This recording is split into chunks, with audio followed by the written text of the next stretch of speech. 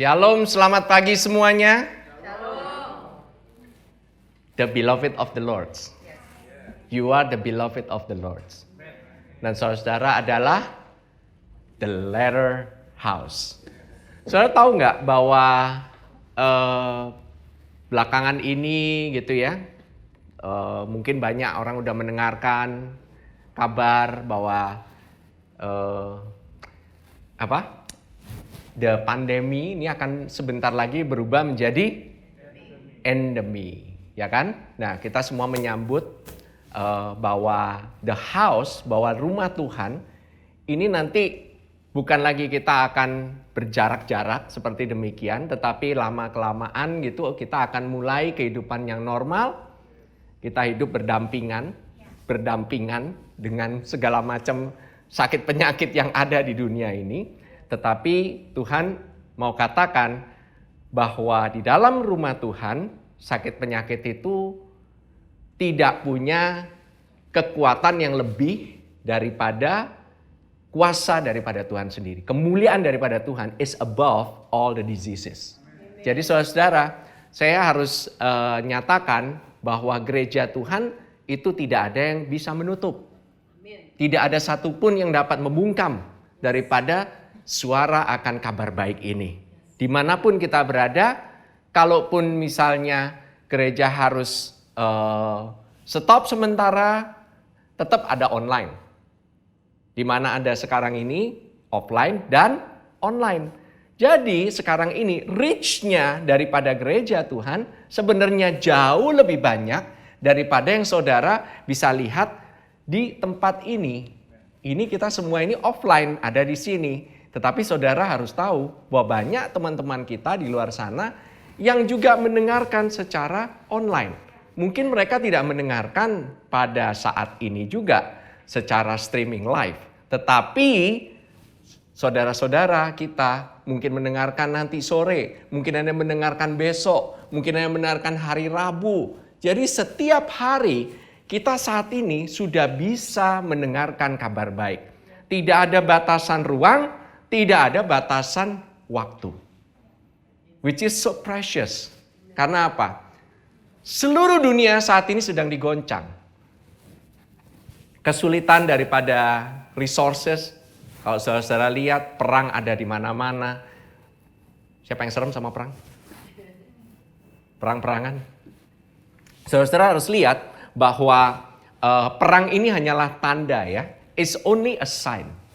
Jangan saudara melihat, wah ini perang nih, sebentar lagi perang dunia ketiga gitu. Sebentar lagi kita akan mengalami kesusahan yang besar. Belum saudara, ini bukanlah kesusahan yang besar. Oke? Oh banyak yang mengalami depresi gitu ya, ini susah banget gitu. Sekarang kita perlu healing gitu. Ini bukan kesusahan yang besar. Belum saudara.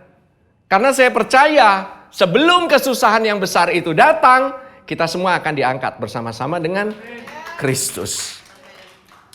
The house will be safe. The house of the Lord, the beloved of the Lord. Jesus, Tuhan Yesus akan menjemputmu personally di awan-awan. He himself, dia sendiri yang akan menjemputmu. This is not the content of my sermon, tetapi saya harus katakan kepada saudara, kenapa? Kok saya harus memberitahukan hal ini? Kenapa rapture harus diberitahukan? Karena ini akan memberikan harapan kepada orang percaya. Dan kita sebagai gereja Tuhan, kita harus memberitakan pengharapan. The blessed hope. Ini harus diberitakan saudara. Karena apa? Supaya teman-teman kita yang ada di seluruh dunia, setiap orang percaya, tahu bahwa mereka mempunyai pengharapan yang pasti. Bahwa suatu saat nanti, mereka akan dijemput oleh Tuhan Yesus dan bersama-sama dengan Yesus sendiri. Jangan saudara gentar dan takut mendengarkan berita ini dan berita itu. Karena berita yang buruk itu selalu ada di mana-mana. Dan dari zaman dulu Tuhan Yesus sudah memberitakan gempa ada di mana-mana. Peperangan ada di mana-mana. Bahkan penyesatan ada di mana-mana. Justru ini yang lebih bahaya. Sekali lagi saya harus katakan bahwa kita akan masuk ke dalam firman Tuhan karena materi yang akan diberikan pada hari ini cukup banyak saudara-saudara. Kalau minggu lalu saya start with preaching, it's a comeback saudara-saudara. I really want to get back to the devil yang membungkam suara saya selama 2 minggu. So today, this is his payback. Kita harus bukakan semua the lies of the devil, tipu dayanya iblis dengan apa? Jangan saudara perang-perangan sama setan di rumah setan, percuma. Oke?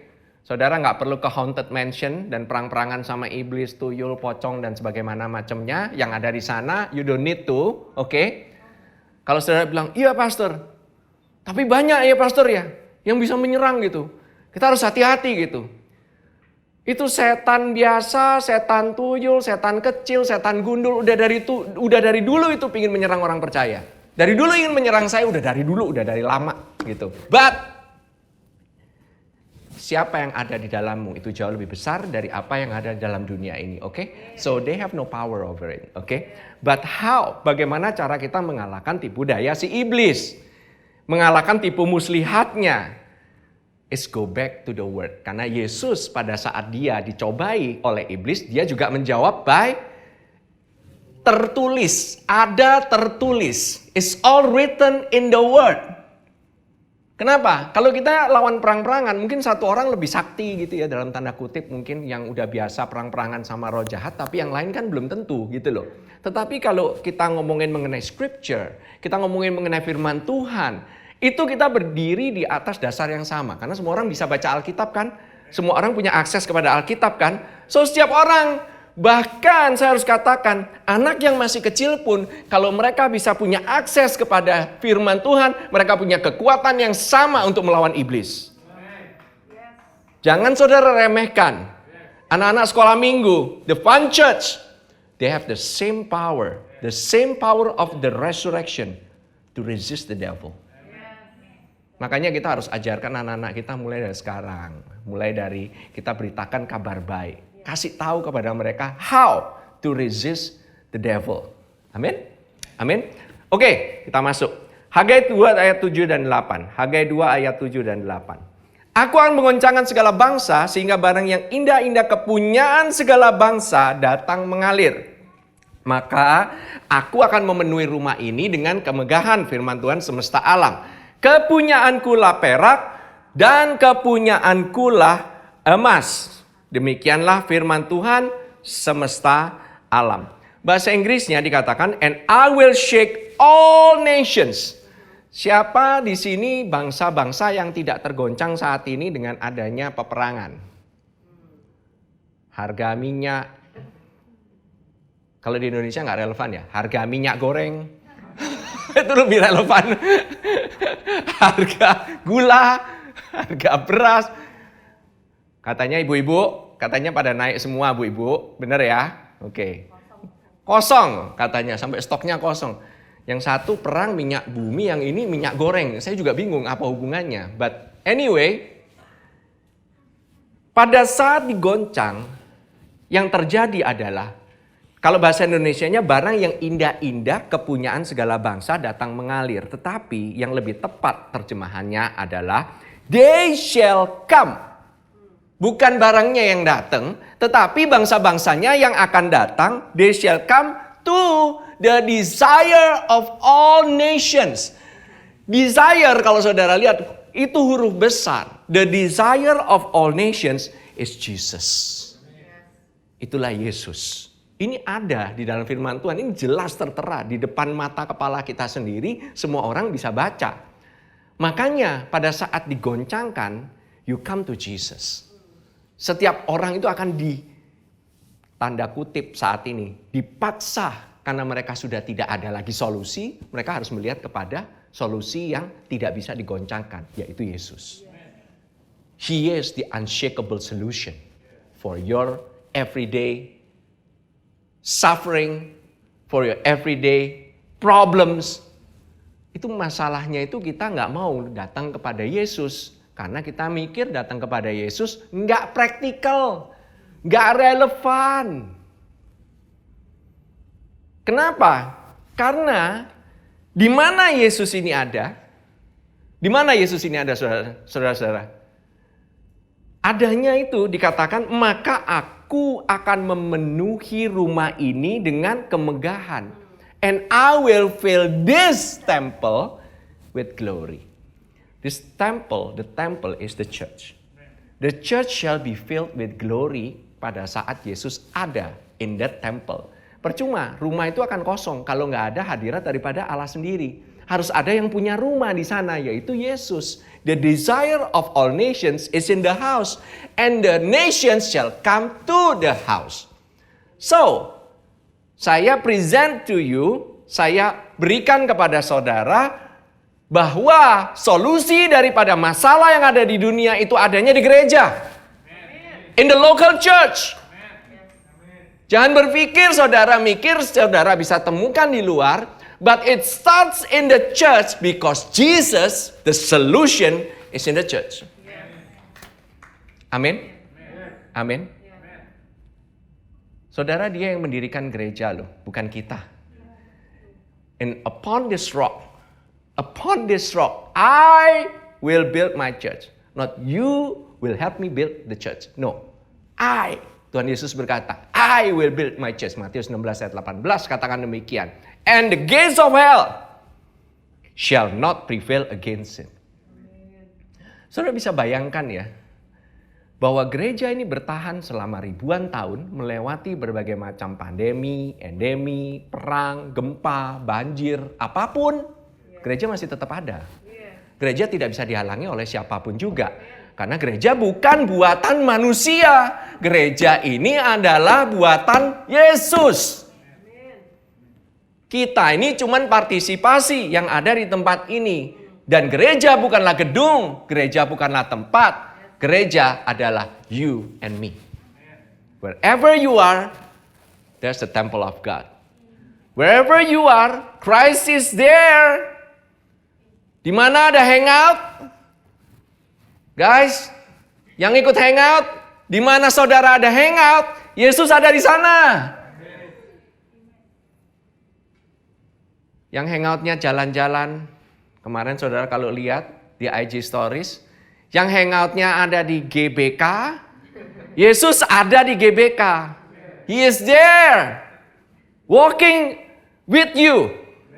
The power of the resurrection is walking with you. Ada kuasa kebangkitan yang meliputi saudara-saudara kemanapun saudara berjalan. Kumpulan daripada orang-orang percaya itu kuasanya besar sekali. Saudara nggak tahu itu yang lari-lari di GBK itu sumber solusi itu di sana itu. Jangan salah itu. Amin. Ini luar biasa sekali saudara. You cannot underestimate the power of the church. The power of the church karena Jesus is the head of the church. Amin. Oke, saya lanjutkan. Maka aku akan memenuhi rumah ini dengan kemegahan, the glory. What is the glory? Firman Tuhan semesta alam. What is the glory? Glory itu dari kata kabot. Yang artinya ada bobotnya. Ada beratnya, weightiness. Kalau bahasa Jermannya, kalau berat itu abot, nah itu. Bahasa Jawanya. Yang di sini yang Jawa tahu nih.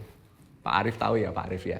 Abot, berat, berbobot, gampang kan? Kabot, abot. Udah deket lah, Yahudi sama ini Jawa deket lah. 11-12 lah.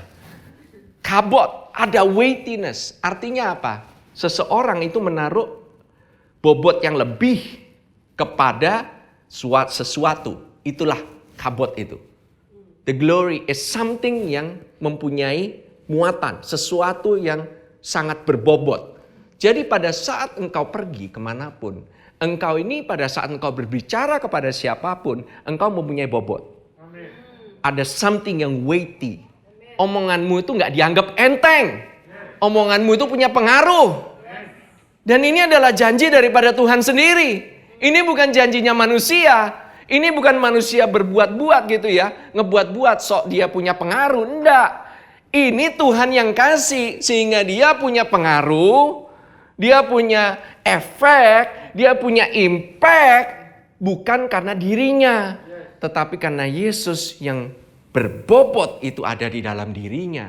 Saudara yang biasa-biasa, yang kelihatannya sih nggak bisa ngomong, sekali ngomong, orang dengar. Sekali ngomong, orang tertarik. Orang tertarik bukan kepada kamu. Orang tertarik kepada muatan yang ada di dalam kamu. And that is Jesus. They come to the desire of all nations. They want to come to you. To seek for solution. Karena sekarang kita butuh solusi. Kita banyak masalah. Makanya kita butuh solusi. Siapa yang di sini, di gereja ini, baik offline maupun online, yang gak butuh diselesaikan masalahnya. Hidup saya gak ada masalah. Saya tenang. Saya butuh masalah. I want problem. Always. Itu kata TikTok. Tahu ya. I want problem. Always. Aduh. Ini saudara-saudara, solutionnya. Kenapa kok the next verse dibilang kepunyaanku lah perak dan kepunyaanku lah emas. Demikianlah firman Tuhan semesta alam. Talking about something yang dunia ini bisa ngerti, yaitu emas dan perak. Sekarang orang larinya kalau udah katanya kemarin ya Bitcoin lagi naik. Ya kan, karena ada yang ngeborong Bitcoin, katanya demikian, ya kan, saham habis perang turun, semuanya pergi ke emas, ya kan, mau emas, mau perak, mau keuangan, tetapi orang-orang yang punya keuangan, saya harus katakan, mereka kan punya lebih banyak say. Iya dong, orang yang kaya itu punya impact ngomongnya lebih kencang dibanding orang lain, makanya ini praktikal sekali. God wants to bless you, you will be rich. Because God wants you to be the blessing for others. Kekayaanmu bukan untuk dirimu sendiri. Supaya engkau itu dikasih bobot sama orang. Tuhan mau engkau kasih. Tuhan mau berikan kepadamu pengaruh. Tuhan mau berikan kepadamu kekayaan. So that the glory-nya itu bukan glory. Oh iya, saya bisa melihat kemuliaan dalam dirimu. Orang dunia mah gak bakalan ngomong kayak demikian. Yang mereka lihat, wah dia kaya banget ya. Wah dia kok bisa ya dapat begini ya. Barulah ngomongannya didengar. Coba kalau biasa-biasa aja. Susah. Orang mau ngomong apa juga gak didengar. Benar gak? Benar apa benar? Benar. Saya bukannya talking about prosperity gospel. This is not about it gitu. But God always talks about prosperity karena dia adalah sumber daripada that prosperity. Saudara ada di sini, saya mau preachingin mengenai poverty gospel. Saya preaching on the church mengenai poverty gospel. Kan saudara nggak suka, katanya nanti ini, wah ini pastor mau apa nih? Minta sumbangan habis ini. No. Orang Tuhan bilang kok kepunyaanku lah emas, kepunyaanku lah perak. It's mine. It's not yours. It's not yours. Tuhan bekerja lewat gerejanya. Kekayaan yang Tuhan berikan kepada saudara-saudara supaya saudara punya influence, supaya the glory of God can be seen by all nations. Amin. Alright, let's continue. Saudara, hal ini kalau di ayat yang ke-9, ini adalah ayat tema kita. Hagai 2 ayat 9 katakan, adapun rumah ini, kemegahannya yang kemudian akan melebihi kemegahannya yang semula. Firman Tuhan, semesta alam, dan di tempat ini aku akan memberi damai sejahtera. Demikianlah firman Tuhan, semesta alam. And the glory of this latter house shall be greater than of the former, said the Lord of hosts. And in this place I will give peace, said the Lord of hosts. Saudara, the glory of this latter house ini terjadi karena adanya guncangan. Kalau nggak ada guncangan, kalau Tuhan sendiri nggak mengguncang, maka bangsa-bangsa itu nggak bisa melihat bahwa ada glory of this latter house. Karena ada kejadian di mana zaman dahulu Tuhan itu punya yang namanya dispensasi Taurat atau perjanjian lama. Oleh karena ada perjanjian lama, barulah bisa terjadi perjanjian yang baru. There has to be a precedent. Harus ada dulu yang lama, yang akan nanti Tuhan sendiri tear down, kemudian akan digantikan dengan yang baru. Kantong yang lama akan digantikan dengan kantong yang baru. Oke? Rumah yang lama akan digantikan dengan rumah yang baru. Tapi rumah yang lama bukan hanya secara literal, tetapi yang dimaksudkan adalah perjanjian yang lama. Tuhan Yesus sebagai the latter house. Dia menggantikan the former house. What is the former house? Kalau dalam konteks Hagai 2 ayat 9 adalah Salomo. Bait Salomo. Bait Salomo is so big, it's so great. Orang bisa melihat. Karena itu diisi dengan kekayaan yang luar biasa. Bahkan sampai Ratu Sheba itu bisa melihat kekayaan itu. Tetapi dikatakan, even the latter house, the next temple is greater. Bisa bayangin gak? Dulu itu baitnya Salomo, istananya Salomo, kekayaan Salomo is one of the best in the world. The best bahkan. Ini even better. Saudara kalau punya Yesus, kekayaannya Salomo itu gak ada apa-apanya dibanding oleh Yesus. It's even greater. Salomo itu gak ada yang namanya dia punya Roh Kudus di dalamnya. Gak punya. Dia itu gak punya Roh Kudus, saudara-saudara. Sekaya-kayanya Salomo, dia gak ada Roh Kudus di dalam. Saya harus katakan sekali lagi. Kalian baru pertama kali terima Tuhan Yesus, udah punya Roh Kudus di dalamnya. Now that is the glory of the latter house. Rumah Tuhan itu punya kuasa yang sangat besar. Even the power to get wealth, kekuatan untuk memperoleh kekayaan, itu pun dari Roh Kudus yang ada di dalam. Sekarang orang kalau melihat anak-anak muda, udah mulai kaya segala macam, udah gak heran kan? Udah terlalu mudah dan ditemukan di mana-mana. Zaman dulu jarang orang anak kecil gitu kekayaannya udah luar biasa, jarang. Sekarang anak baru jual NFT udah langsung kaya. It's like waktu atau kekayaan itu udah kayak nggak ada artinya lagi, terlalu relatif begitu di mana-mana. Bahkan bahasa yang kita pakai saat ini untuk berkomunikasi itu udah geser semuanya. Kadang-kadang kita udah gak mengerti apa yang mereka bicarakan. Mereka ngomongnya kayak begini, kita ngomongnya kayak begitu. Kayak udah gak nyambung. Karena apa? The time ini udah dikompres, semuanya udah serba cepat. Seolah-olah apa yang saya ngomong atau saudara ngomong kayaknya udah gak relevan lagi kepada anak-anak ini. Tetapi saya harus katakan firman Tuhan tetap relevan dari zaman dulu sekarang sampai selama-lamanya. The unshakable will remain, which is the word of God. The latter house will remain. Gereja Tuhan, yaitu orang-orang yang ditebus oleh darah Tuhan Yesus sendiri, oleh kehidupannya sendiri, itu will remain. Saudara-saudara, akan bertahan. Saudara ini akan bertahan. Saudara adalah kaum yang bertahan. Saudara ini gak biasa-biasa lagi. Saudara ini luar biasa. Karena ada the glory yang ada di dalam saudara. Nah saudara-saudara, saya harus katakan dari konteksnya terlebih dahulu. Karena apa? Ini ada referensinya di perjanjian baru. Yaitu di Ibrani pasal yang ke-12. Ini yang saya mau masuk, yang kemarin gak masuk-masuk udah sampai pengajarannya ini. Karena begitu banyak Tuhan ingin berikan kepada kita. But let's move on. Ibrani 12 ayat ke-18. This is the glory of the latter house. Sebab kamu tidak datang kepada gunung yang dapat disentuh. Dan api yang menyala-nyala. Kepada kekelaman, kegelapan, dan angin badai.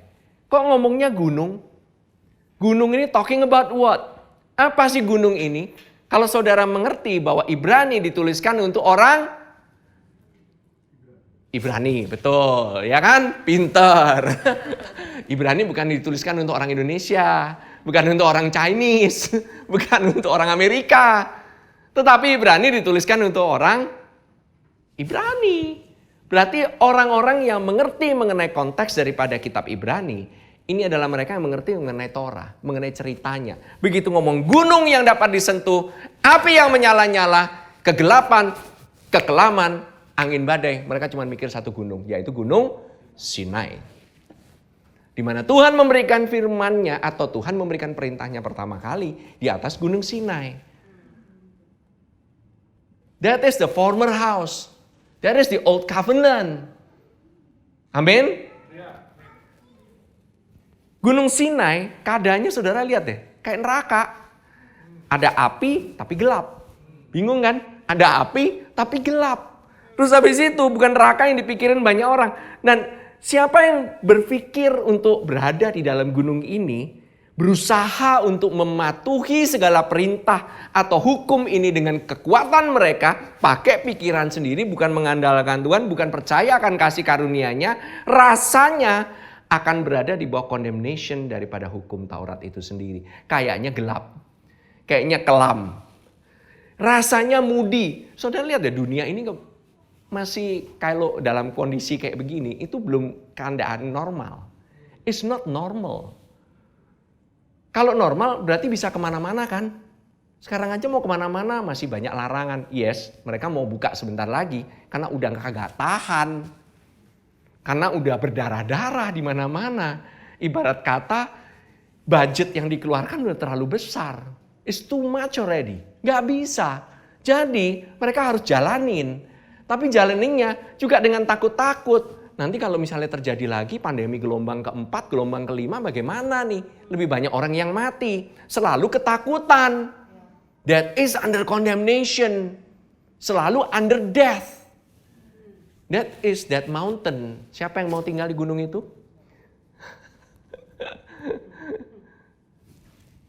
Saudara, kebanyakan dunia ini mudi. Kebanyakan dunia ini gelap. Suka nuduh orang yang enggak. Buat orang lain merasa kondem. Terus kemudian banyak, by the way banyak pengkhotbah juga kayak begini ya. Suka nuduh orang, kondem gitu. Banyak gitu. Enggak cuma di luar sana. Di gereja pun banyak saudara-saudara. Tapi khotbahnya itu mirip kayak panah api gitu. Gitu. Wih, kayak begitu khotbah, wih pedes ya gitu ya. Wih, kena gitu ya. Rasanya terkondem-kondem gitu. Bukannya ngasih makan domba, tapi dombanya dipanggangin satu persatu. Dikorbankan satu persatu. That is not grace. That is under the condemnation of the law. Amin. Nah, saya lanjutkan. Ibrani 12 ayat ke-19. Mari kita maju. Kepada bunyi sangkakala dan bunyi suara yang membuat mereka yang mendengarnya memohon. Supaya jangan lagi berbicara kepada mereka. Ini hal yang sangat buruk. Tuhan mau ngomong bilang, stop Tuhan, jangan lagi ngomong. Mati kita. This is the God, so-called God in the Old Covenant. Ada yang orang mau bilang, Tuhan stop Tuhan, jangan ngomong lagi. Mau ada di situ? Mau saya coba khotbah kayak demikian? Di Old Covenant preaching. Nice itu, bisa berdarah-darah itu. Contoh lah ya, contoh. Apabila kamu tidak repent from your sins, nanti keluar gereja, kamu gak tobat, rasain kamu. Kamu akan menerima segala konsekuensinya. Tobat sekarang juga. Kita justru datang ke gereja karena kita ini nggak beres. Karena kita ini nggak benar. Di sini kita ini perlu untuk dibenerin. Dan kita nggak bisa benerin diri kita sendiri. We need a savior. That's why we come to church. Kalau kita bisa membersihkan diri kita sebelum kita datang ke gereja, nggak usah datang ke gereja. Karena kamu kan udah bersih. Gereja tempatnya orang sakit. Ya dong. Atau saya seneng gitu pastor, kalau khotbahnya itu menohok. Kena gitu, kayak ditampolin, digamparin gitu loh, you know. Kalau khotbah keluar saya nggak berasa kondem, males gitu kayaknya. Ada loh saudara-saudara, saya pernah ketemu orang demikian saudara-saudara. Khotbahnya enak, pedes. Serasa mie abang adek, cabai 75. Pedes mampus katanya gitu. Ini, come on. Why? Kita di sekolah kena kondem sama guru. Di rumah kadang-kadang kena kondem sama orang tua. Di kerjaan diomelin sama bos. Hari Minggu dimaki-maki sama pendetanya. Komplit. 7 hari kena semua. Paket komplit. Do you want that? This is the old covenant. Kepada bunyi sangkakala, bunyi suara membuat mereka mendengarnya memohon. Supaya jangan lagi berbicara. Waktu Tuhan meminta kebenaran atau kekudusan dari orang yang gak benar. Orang yang bangkrut secara rohani. Kita ini gak punya apa-apa. Cuman kebaikan Tuhan sajalah yang dapat mengeluarkan manusia seperti kita-kita ini. Amin. Bukan karena kebaikan kita. Tapi karena kebaikannya. Gini, selama orang Israel itu ada di Mesir, mereka ini percaya pada Tuhan, bahwa Tuhan itu mau melepaskan mereka, Tuhan sayang pada mereka, Tuhan ini akan memenuhi kebutuhan mereka, gitu ya. Bukan karena kebaikan mereka, tetapi Tuhan yang akan memenuhi kebutuhan mereka, karena mereka itu nggak bisa ngapa-ngapain, orang mereka budak, mereka ini nggak ada, mereka ini perlu diselamatkan. Itu Tuhan itu selalu memenuhi. Kalau saudara lihat, begitu mereka keluar dari Mesir, apapun dipenuhin, mau ngomel. Mau kayak gimana pun mereka bilang, aduh rasanya mau mati. Daripada mati di Laut Merah, mendingan mati di Mesir. Kurang kuburan di sono. Di sono makanannya enak. Di sini kita makan apaan? Ya kan? Gak ada ayam, gak ada B2, sapi pendek, CI, gak ada. Coba di Mesir, banyak tuh, ngapain? Balik aja sono yuk. Tapi Tuhan tetap provide lu. Tuhan kasih keselamatannya lu. Itu kebaikan Tuhan luar biasa bukan? Kalian komplain juga Tuhan tetap penuhi kan kebutuhan kalian kan? Nggak disambar petir kan? Enggak. Tuhan rasanya kayak di neraka om. You don't know hell.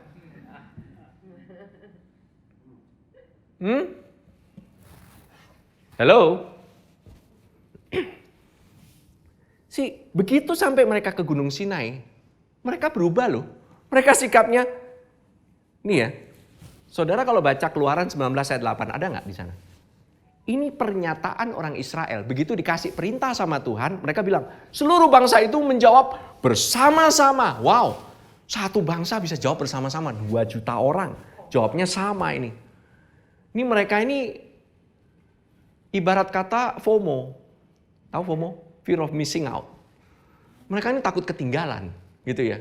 Mereka ini pokoknya, wah mereka ini harus up to date nih senantiasa nih. Mereka bilang, begitu Tuhan kasih firman Tuhannya, 10 perintah Tuhan, dikatakan dengan sombongnya. Segala yang difirman dengan Tuhan akan kami lakukan. Wow, kuat sekali. The law, hukum Taurat itu inside the flesh. Itu akan membangkitkan daging kita. Wah, saya ngomong sesuatu yang basic. Kelihatannya kita ini udah sering ya dengar kayak demikian. Banyak khotbah yang menceritakan kayak demikian. But I need to remind you, efek daripada being under the old covenant itu tuh bahaya banget. Karena membuat kita ini berasa sok kuat. Orang Israel kalau dulu bisa kayak begitu, siapa yang mikir bahwa kamu itu bisa kebal kayak demikian? Kamu dikasih perintah. Hukum untuk apa? Hukum perintah Tuhan, 10 Taurat Tuhan untuk apa? Untuk dipatuhi. Yes. Kuat. 613, lakuin semuanya. Jangan tanggung-tanggung. Saudara pergi ke Israel, saudara bilang, saya juga melakukan Taurat Tuhan. Karena ada di Alkitab, diketawain sama orang Israel. Dia bilang, Torah bukan untuk you, Torah itu untuk kita, orang Ibrani. Dia akan bilang demikian. Kadang kita nggak mengerti kan, gitu. Orang Kristen itu suka kepo, orang Kristen itu suka latah, ikut-ikutan kayak orang Israel, ikut-ikutan kayak orang Ibrani, sok Jewish-Jewishan. No, that is not for you untuk emulate atau engkau tuh untuk tiru. Gak bisa. Karena The law itu condemns. The law always condemns. Amin. Keluaran nih, begitu dibilangin Tuhan, apapun yang kamu perintahkan sanggup kami kerjakan. Langsung loh tone-nya atau sikapnya Tuhan juga berubah. Langsung saat itu. Wow. Mereka waktu dulu mereka komplain, mereka Tuhan tetap penuhi, gak marah. Waktu mereka merasa bilang, oke, aku bisa Tuhan melakukan 10 firman Tuhan. Tuhan langsung kasih 10 aja. Begitu dikasih 10, satu langsung dilanggar. That is the effect of the law. Kamu pikir kamu bisa, kamu pikir kamu kuat, dikasih 10 hukum yang pertama, begitu dikasih hukum, langsung pelanggaran terjadi. Amin? Justru 10 perintah Allah itu tidak diberikan kepada manusia untuk di-keep. Tetapi oleh karena hukum Taurat, justru mereka mengenal dosa. Justru mereka mengenal dosa. Saudara lihat ya, Roma 3 ayat 20 katakan, sebab tidak seorang pun yang dapat dibenarkan di hadapan Allah oleh karena melakukan hukum Taurat. Karena justru oleh hukum Taurat, orang mengenal dosa. Si hukum diberikan itu untuk membeberkan betapa bobroknya manusia. Ini nih mirror, is a mirror. Ini cermin. Betapa manusia itu bangkrut secara rohani pada dasarnya. Betapa manusia itu seharusnya begitu tergantung sama Tuhan. Amin. Hukum itu seharusnya murni. Standar jangan diturun-turunin. Standarnya Allah yang sangat tinggi, somehow, some way, dibuat sama ahli Taurat, sama ahli Farisi, bisa dilakukan oleh manusia. Disesuaikan dengan standarnya manusia. Waktu Yesus datang, dia menaikkan standarnya ke standar yang tepat. Ke standar yang semestinya. The proper way. That's why Jesus, dia bukannya meniadakan hukum Taurat, tetapi dia memenuhi hukum Taurat. He fulfill all the law for you and for me. Karena saudara dan saya gak bakalan sanggup. Amin. Ibrani 12 ayat 20, kita lanjut. Sebab mereka tidak tahan mendengarkan perintah ini. Kenapa kok mereka pada bilang stop Tuhan, stop Tuhan, stop. Karena bahkan ini ya perintahnya apa sih? Bahkan jika binatang pun yang menyentuh gunung, ia harus dilempari dengan batu. Oke, kenapa emang? Hewan aja lewat dilemparin sama batu. Tuh emang hewan bisa melakukan 10 perintah Tuhan? That's not the point. Tapi kalau saudara baca, dikatakan if so much as beast touches the mountain, it shall be stone or bahasa Inggrisnya shot with an arrow. Saudara lihat ya, shot with an arrow. Bible explains Bible. Mengenai arrow, fiery darts atau arrow. Itu di tempat lain, di kitab Efesus, itu dikatakan panah api dari si jahat. Kamu perlu perisai iman untuk bisa memadamkan panah api dari si jahat. Amin. Ngomongin panah api, setiap orang yang menyentuh hukum Sinai atau bersentuhan dengan hukum Taurat itu harus dipanah dengan api. Artinya, every time you touch on the law will condemn you with fiery darts. Jangan sampai kita ini terlena, kita pikir kita nggak under the law, kita pikir kita ini bisa sehat dan sembuh oleh karena kita melakukan Taurat atau melakukan aturan dengan baik. Kamu bisa sembuh dan sehat, itu karena kasih karunia Tuhan menyembuhkanmu. Jadi quiet. It's hard, I know. Ini memang makanan yang seharusnya kita terima, saudara-saudara. Pernikahan kita Tuhan pelihara, bukan karena engkau melakukan ini dan itu, bukan karena kebaikanmu, karena kasih karunia Tuhan semata-mata. Keluargamu, kamu punya hubungan yang baik. Ini oleh karena kasih karunia daripada Tuhan semata-mata, bukan karena engkau melakukan si A, B, C, D, E. Jangan berdusta. Siapa di sini nggak pernah berdusta? Orang yang ada yang preaching sekarang juga berdusta, bisa berdusta. Jangan membenci. Jangan membunuh. Jangan membunuh. Nggak ada ya jangan membenci ya. Jangan membunuh. Jangan modifikasi firman Tuhan ya. Jangan modifikasi 10 perintah Tuhan. Tetapi, saudara-saudara, kalau dikatakan engkau mengasihi musuh, itu nggak ada loh di 10 perintah Tuhan. Itu is beyond the law. Yesus mengajarkan bahwa dia itu di atasnya hukum Taurat. Standarnya jauh lebih tinggi. The standard is higher. Don't think that you can do it. Amin. Amin. Nah, iblis ya, itu nggak punya senjata yang lain. Dia itu cuma punya panah api. Panah api itu, saya harus katakan, iblis itu legalis. Dia pakai senjatanya cuma satu. Enggak, bukan yang nakut-nakutin orang gitu ya. Bukan yang suka loncat-loncat di samping kuburan. Bukan, itu bukan senjatanya. Itu ketakutan doang. Itu levelnya level cecerek. Oke? Yang lebih parah, iblis itu pakai hukum Taurat. Dia itu memakai hukum Taurat bahwa begitu orang nggak melakukan hal ini dan itu, dia mulai menuduh, kasih panah api, jebret, jebret, jebret, jebret. Kamu dasar suami nggak bisa provide untuk family. Kamu kurang melakukan A, B, C, D, E, kurang bagus, kurang kuat, kurang ini, kurang itu, tidur kurang pagian, bangun kurang pagian gitu, pantes nggak dapat apa-apa. Nah, itu condemnation lagi, ya kan? Kamu sih kurang usaha, kamu sih kurang spend waktu kayak begini. Ini datangnya ini bisa seliweran sewaktu-waktu. Kamu sih kurang prospek sih, kamu sih gitu. Kemarin presentasinya nggak beres gitu. Ini saya ngomong pada suami ya, gitu ya. Kadang-kadang kamu kerjanya kurang keras gitu. Kalau bisa kerja 24 jam gitu ya. Seperti saya katakan, saya dalam posisi sakit gimana mau kerja? Saya nggak bisa kerja. Dan Tuhan mau tunjukkan, while you rest, I work.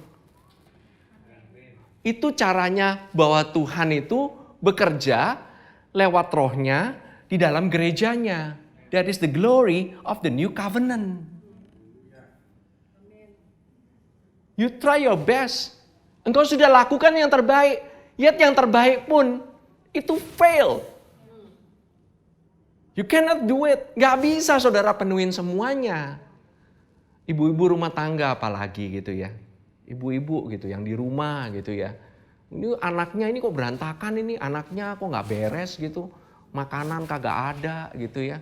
Gimana nih ibu-ibu? Yuk bisa yuk bun. Berat ya. Begitu dikasih Taurat, berat saudara-saudara. Tapi begitu ibu bilang, I know I cannot. Saya tahu bukan a perfect mother. But the grace of God is working within me. Suddenly, iblis sudah gak punya kuasa lagi. Dia gak punya ground untuk bisa megangin saudara. Karena punya dia itu cuma legal doang. Dan dia gak punya a legal ground to hold you. Dia gak punya sama sekali saudara-saudara. I live by His favor.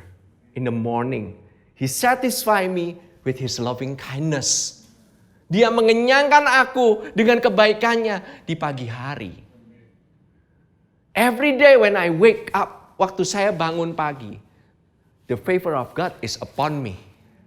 Saya tahu saya belum tentu bisa sempurna dalam melakukan hal ini, hal itu. Tetapi kasih karunia Tuhan yang menyempurnakan semuanya sehingga apa yang dihasilkan jauh melebihi daripada apa yang dapat saya hasilkan sendiri.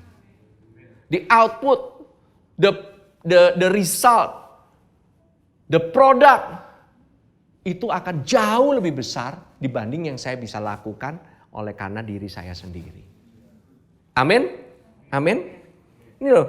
Padahal ya sudah tertulis di Ibrani 12:18 sebab kamu tidak datang. Itu aja masih banyak yang mau datang ke Gunung Sinai. Banyak banget. Banyak banget. Sih tahu nggak ya? Ini apakah Tuhan yang sama nih? Tuhan yang ngomong dari Gunung Sinai. Apakah Tuhan yang sama yang ada di atas permukaan bumi yang menyembuhkan orang kusta? Orang kusta yang disembuhkan Tuhan Yesus itu berkata, Tuhan, jika Tuhan mau, Tuhan dapat mentahirkan aku. Coba lihat jawaban Yesus Lukas 5 ayat 13 katakan. Lalu Yesus mengulurkan tangannya, menjamah orang itu dan berkata, aku mau. Is that the sound of the God of the Old Covenant? No. Dia bilang, jadilah engkau tahir. Seketika itu juga lenyaplah penyakit kustanya. Kalau orang kena kusta, harusnya gimana?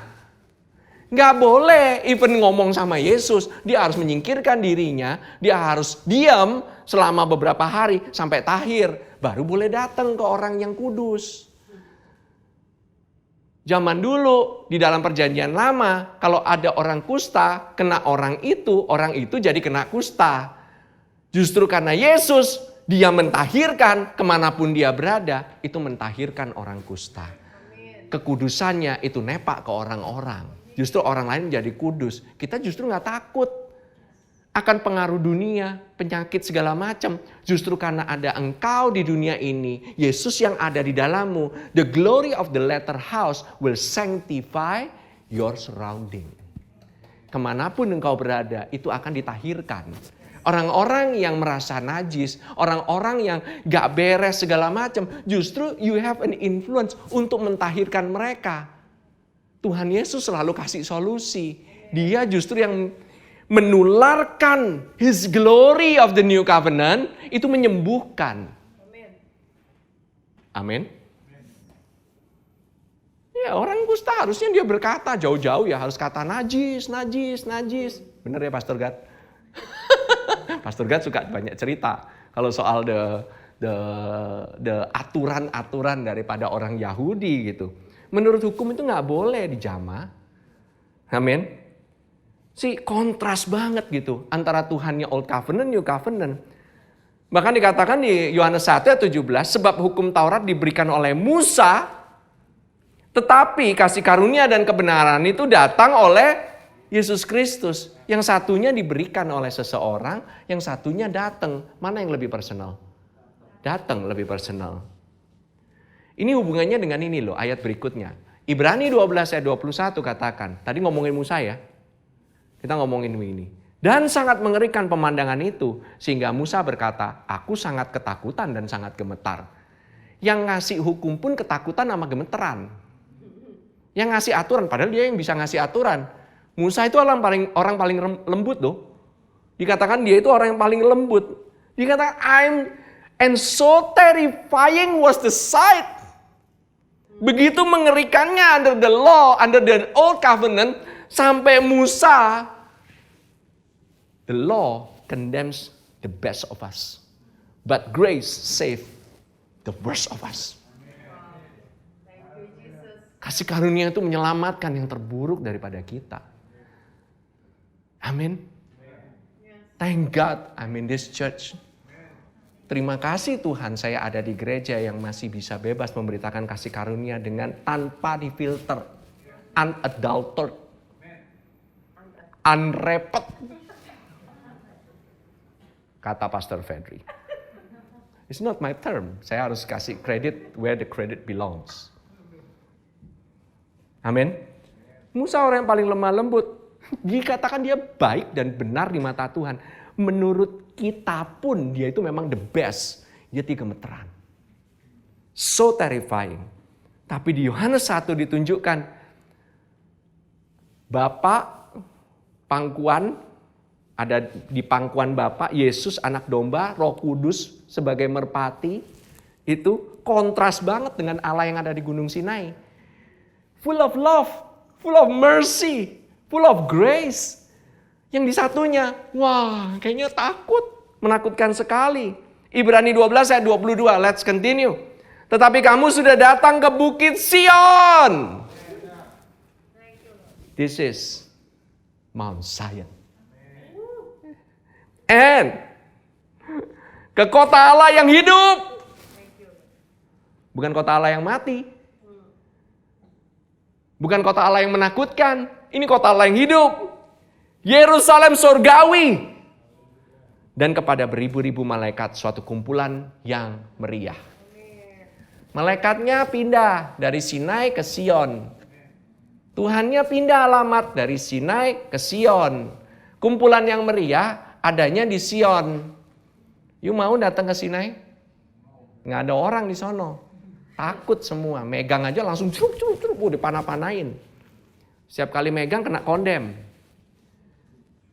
Why? Why are we not moving? Kenapa kita mau bertahan di Gunung Sinai? Keenakan. Oh iya, hukum Taurat cepet kok, result. Get result. Kamu harus bisa dong dengan kekuatanmu. Itu kebiasaan buruk gitu. Kamu pasti bisa yuk. Detik kamu bilang, yes, aku bisa. The next day, fail again. Amin. Tuhan itu sudah pindah gunung lagi. Perlindungannya itu cuma adanya di Sion, nggak ada di Sinai. Sion itu artinya apa tahu nggak? Do you know? Sion itu artinya sign, tanda, marking atau fortress, tempat perlindungan. Sinai artinya apa tahu nggak? Thorn, berduri, tempat gunung berduri. Saya pernah gitu ya, pergi ke satu tempat gitu ya, kayak bebukitan gitu. Waduh banyak durinya gitu. Terus terang gitu mau jalan aja gitu ya, ketakutan gitu. Dikit-dikit gitu ya, waduh minggir-minggir gitu ya. Waduh susah banget, apalagi kalau jalanannya turun. Takut nyemplung ke semak berduri saudara-saudara. Kalau kena semak berduri, wah amsyong itu. Bener, ngeri itu. Banyak ini, di kanan, kiri itu banyak semak berduri. Ada jalanan, tapi mau turun aja kita ketakutan, gemeteran. Karena apa? Sekali kena semak berdurinya, itu berdarah-darah semuanya. Saudara ada di Gunung Sinai, berdarah-darah saudara-saudara. You cannot even survive one day. You bakal langgar semuanya. Amin. Ibrani 12 ayat 23. Maju lagi. Dan kepada jemaat anak sulung, the church of the firstborn. This is us, the church of the firstborn. Adanya di mana? Sion. Yang namanya terdaftar di surga. Udah terdaftar saudara-saudara. Saudara udah di pre-registered. Kenapa? Karena saudara jemaatnya firstborn. Siapa firstborn? Jesus. The church udah pindah alamat juga. Alamatnya adalah Sinai 5. Sion 5.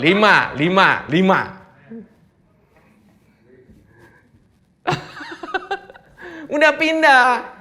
SSS ya.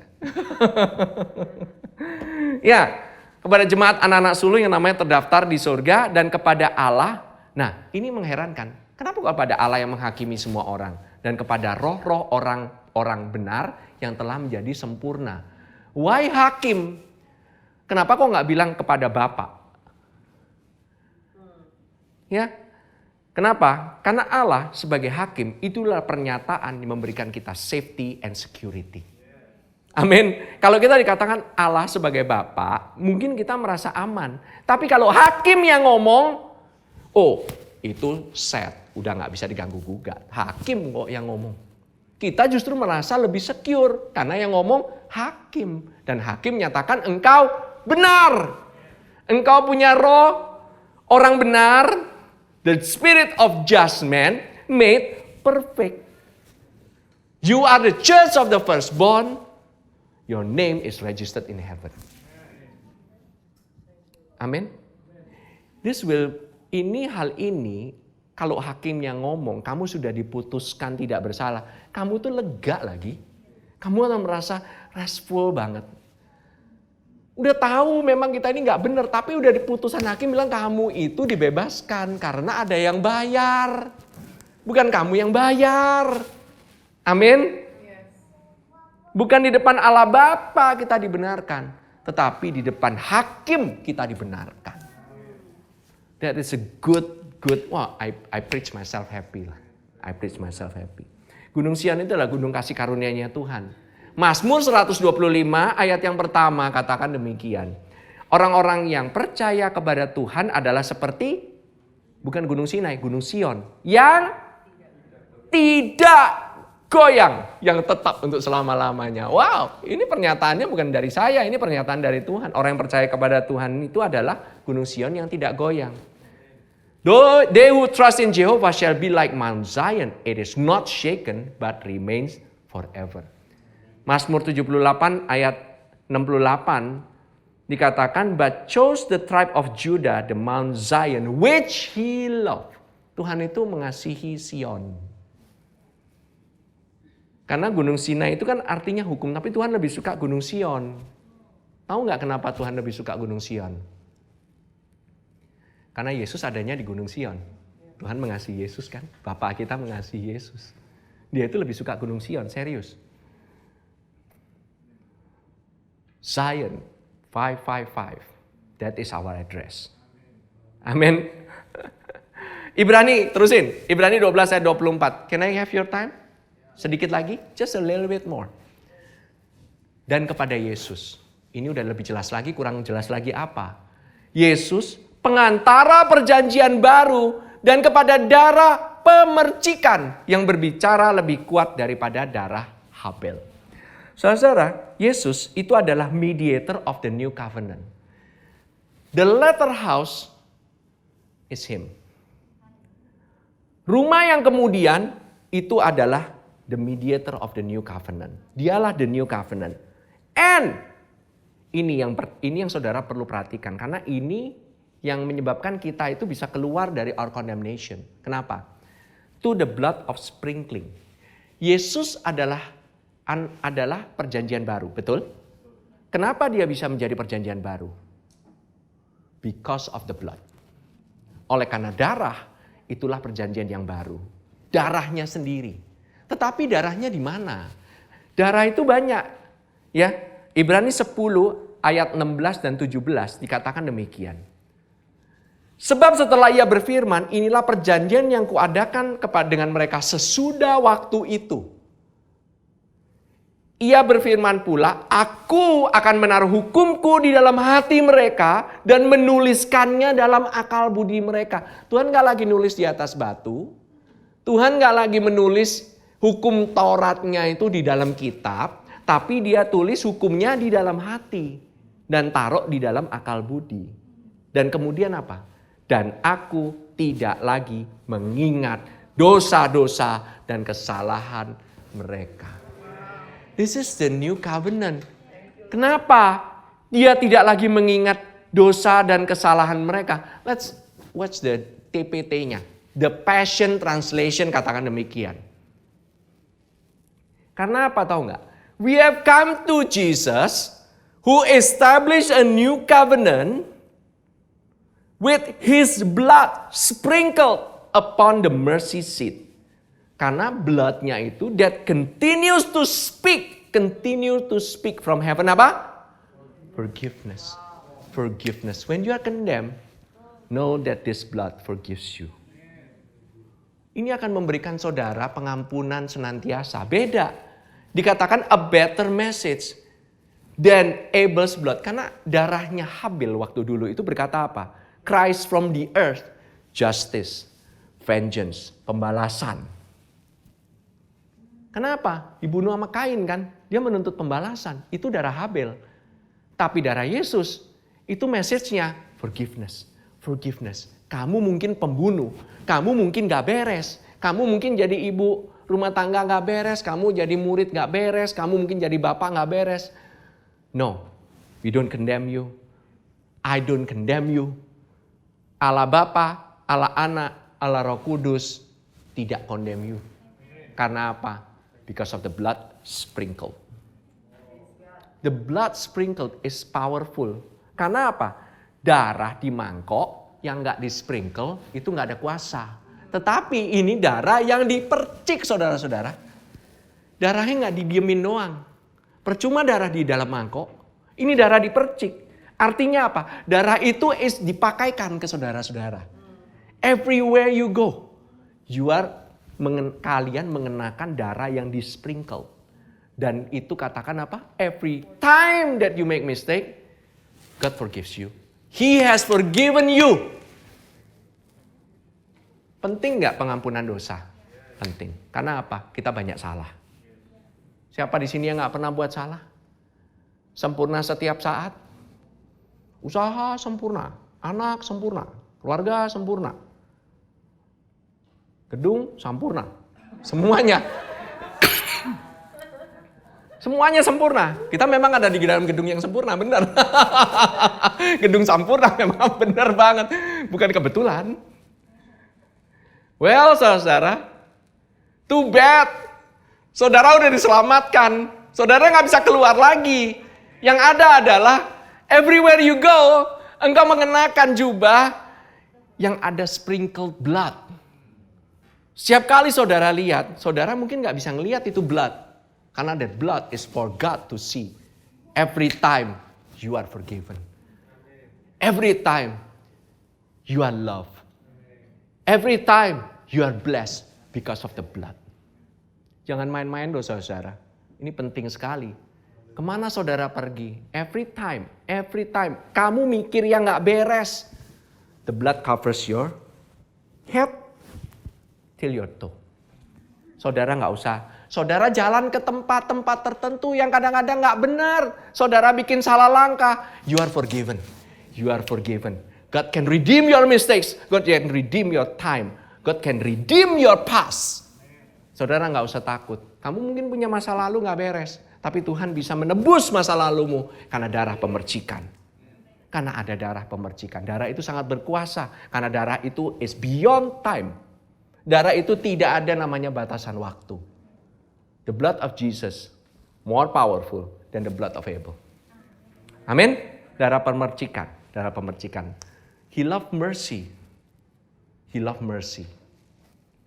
Terus, Ibrani 12 ayat 25. Jagalah supaya kamu jangan menolak Dia yang berfirman. Apa sih?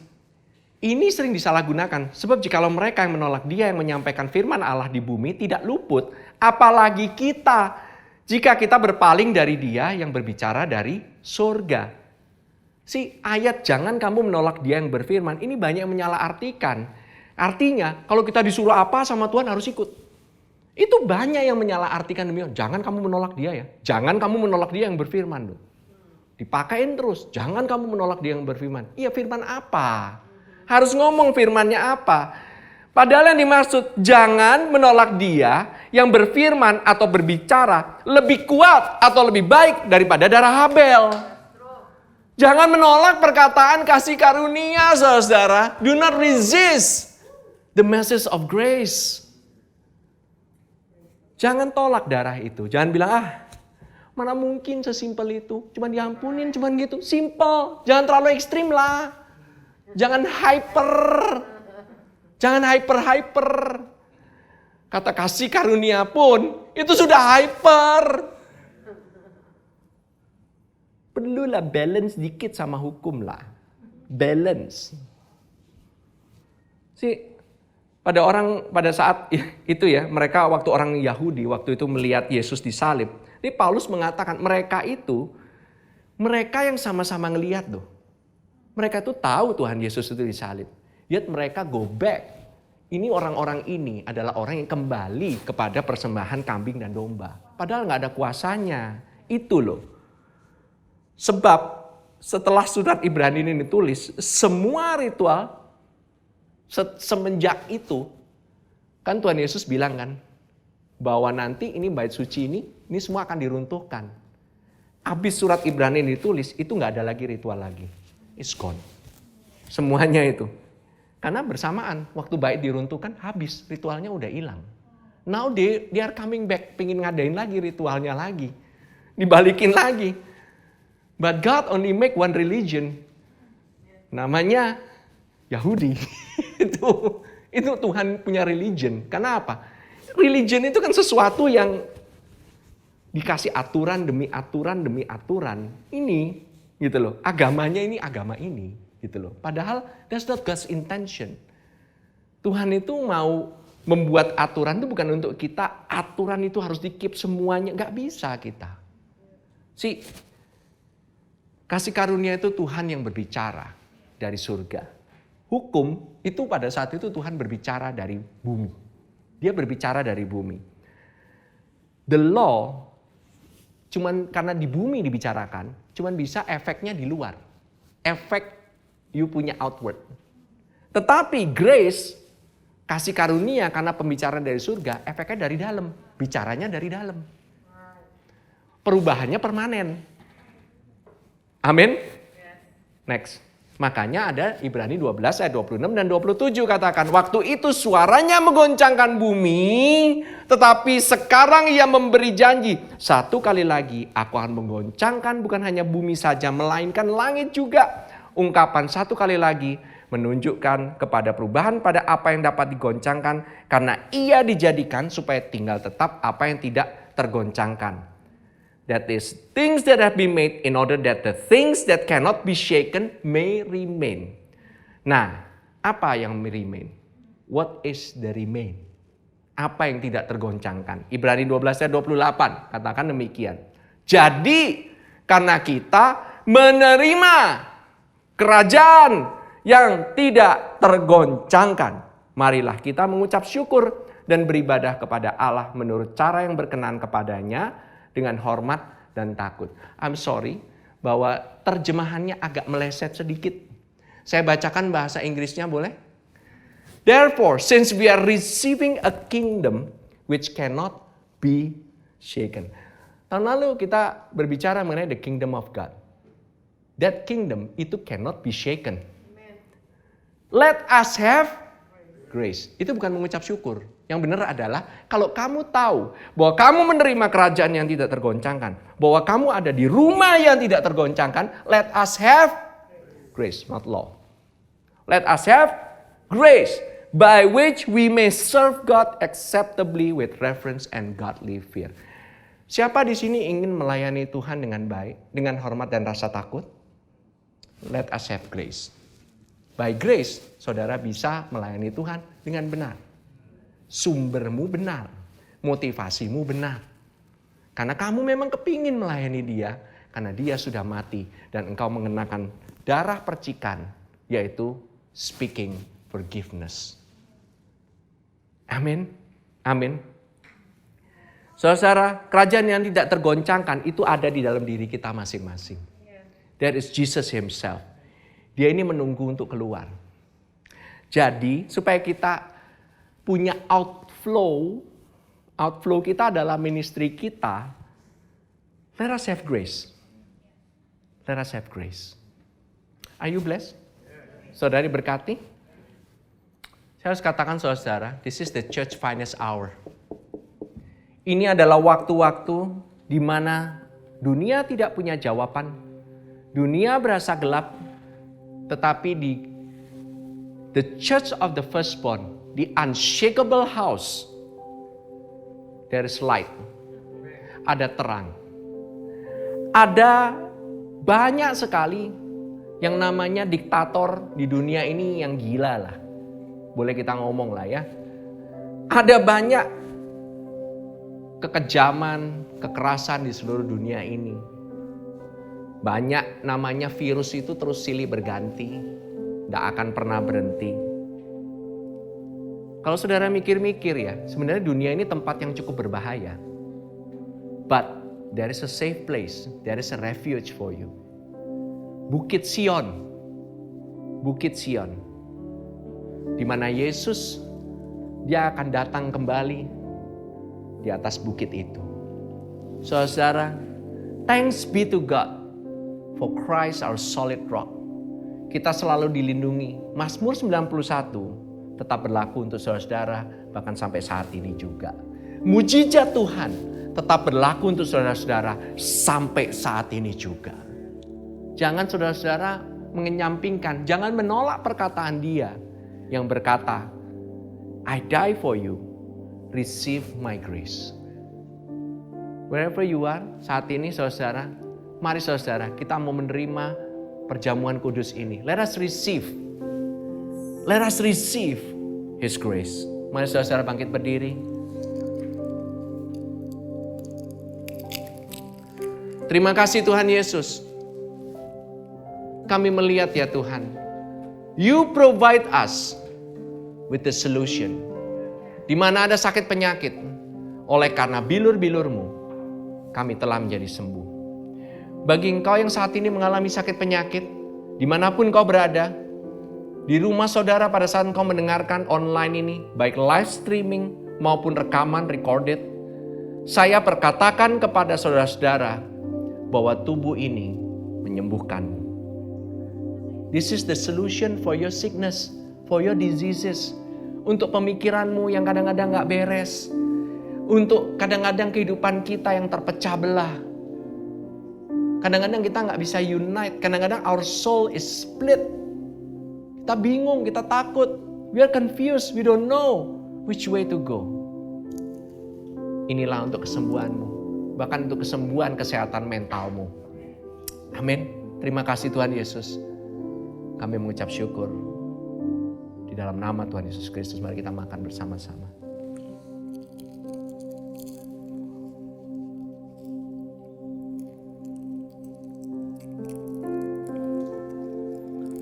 Terima kasih Tuhan Yesus untuk darah-Mu yang Kau berikan kepada kami.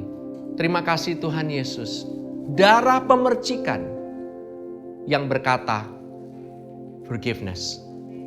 Forgiveness. You are forgiven. Engkau diampuni. Engkau dikuduskan. Engkau dilimpahi kasih karunia. Engkau dikejar-kejar oleh kebaikannya. Engkau dipelihara oleh Tuhan. Janjinya terjadi dalam kehidupanmu.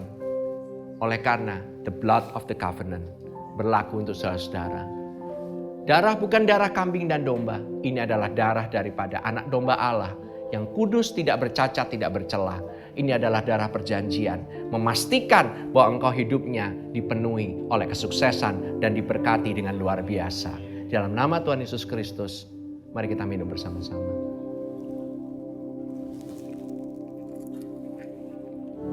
Saudara, pada saat ini jangan menolak perkataan yang berkata mengenai kasih karunia. Darah itu, darah yang sangat berharga. Don't throw away the grace that God has given to you. Mungkin kamu sudah mendengarkan perkataan kasih karunia ini, tapi mungkin dalam kehidupanmu kamu merasa seperti kamu berada di bawah condemnation atau hukum Taurat. Engkau hanya perlu berkata, Tuhan, kamu telah bayar aku dengan dosa, dengan darah-Mu sendiri, dosa-dosaku telah diampuni semuanya. Aku mungkin ngaco Tuhan jalannya. Aku mungkin sempat meleng. Right now, I just need to repent. I need to turn my eyes back to you. Aku mau percaya kepadamu, sepenuhnya kepada kekuatanmu. Bukan separuh-separuh. Kadang aku mengandalkan kekuatanku, kadang aku mengandalkan kekuatan Tuhan. But I fully believe in you. Bahwa engkau mau extend kasih karuniamu. Bahkan pada saat aku terpuruk sekalipun, aku tahu aku bisa bergantung kepada kasih karuniamu. Dimanapun aku berada. Karena ini adalah kerajaan yang tidak tergoncangkan. Rumah yang tidak tergoncangkan. The church of the firstborn yang namanya terdaftar di surga. Saudara punya jaminan. Makanya saudara gak usah takut. Terima kasih Tuhan Yesus. Kalau pada hari ini mungkin ada teman-teman kami saat ini yang membutuhkan pertolongan-Mu saat ini. Apakah itu mungkin masalah dengan utang? Apa itu mungkin masalah dengan keluarga, sakit penyakit? Atau mungkin masalah saat ini dengan hubungan satu dengan yang lainnya? Mungkin pekerjaan, mungkin usaha. Apapun itu yang menjadi halangan. Mungkin karena kesalahan kami sendiri. Mungkin juga orang lain tidak memperlakukan fair dengan kami Tuhan. Tetapi kami percaya kasih karunia-Mu sanggup untuk menyelesaikan semuanya. Terima kasih Tuhan Yesus. Berkati umat-Mu saat ini. Terimalah berkat daripada Tuhan. Mari kita angkat tangan kita. Tuhan memberkati-Mu dan Tuhan melindungi-Mu. Biarlah Tuhan senantiasa menyinarkan wajahnya kepadamu dan memberikan kepadamu kebaikannya. His grace, kasih karunia-Nya. Dan Tuhan selalu menghadapkan wajahnya kepadamu dan memberikan kepadamu His peace, His shalom. Di mana rumah Tuhan, kemegahan daripada the glory of the latter house, there will be peace in the house. Terima kasih Tuhan Yesus. Kami menerima berkat-Mu hanya di dalam nama Tuhan Yesus Kristus. Haleluya, yang terima berkat katakan amin, amin, amin. Selamat hari Minggu. See you all next week.